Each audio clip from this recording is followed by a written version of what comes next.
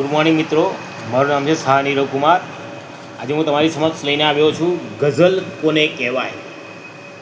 તમે ગઝલો સાંભળી હશે, શેરો સાંભળ્યા હશે, શાયરીઓ સાંભળી હશે, પણ ગઝલ કોને કહેવાય એ તમારા સમક્ષ લઈને આવ્યો છું.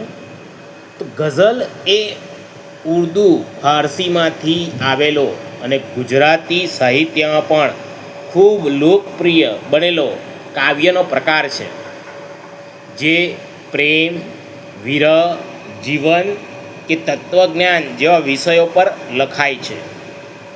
ગઝલના મૂળભૂત લક્ષણો છે 5. પહેલું છે શેર. ગઝલ 2 પંક્તિઓના સ્વતંત્ર શેરથી બને છે.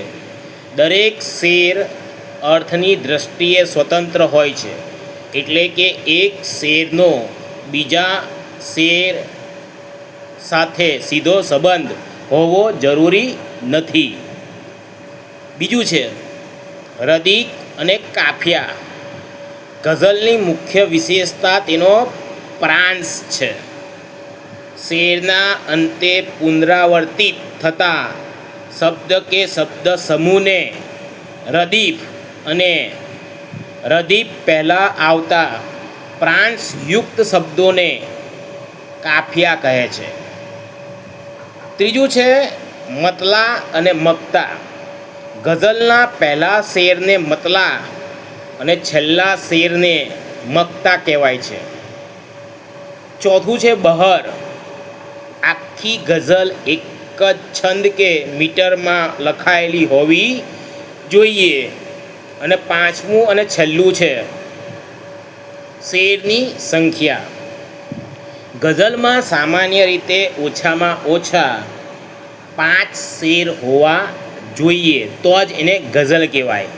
આ છે ગઝલની લાક્ષણિકતાઓ. આ જે 5 છે એ દર્શાવે છે કે ગઝલ કેવી રીતે બને છે, અથવા ગઝલમાં જે આવતા અમુક જે ક્રિયાપદો છે એ આ પ્રમાણે આપણે 5 રીતે દર્શાવીએ છીએ: શેર, રદીક અને કાફલા, મતલા અને મક્તા, બહર અને શેરની સંખ્યા. આના ઉપરથી શેર ડિસાઇડ થાય છે, એટલે ગઝલ ડિસાઇડ થાય છે. અને ગઝલ મુખ્યત્વે પ્રેમ, વિરહ, જીવન કે તત્વજ્ઞાન જેવા વિષયો પર લખાય છે. જેને જેવા પ્રકારની ઈચ્છા હોય એ પ્રમાણે લખાય છે. તો આના પરથી આપણે ગઝલ એટલે શું એ જો આપણે ટૂંકમાં કહીએ તો રદીફ કાફિયાની શૃંખલામાં બંધાયેલા અને સ્વતંત્ર અર્થ ધરાવતા શેરોનો સમૂહ એટલે ગઝલ. તો આ છે ગઝલ, જેની આપણે વાત કરી રહ્યા છીએ. મારું નામ છે શાહ નીરવ કુમાર. જો મેં તમને સમજાવ્યું ગઝલ એ તમને પરફેક્ટલી સમજમાં પડી હોય તો ધન્યવાદ.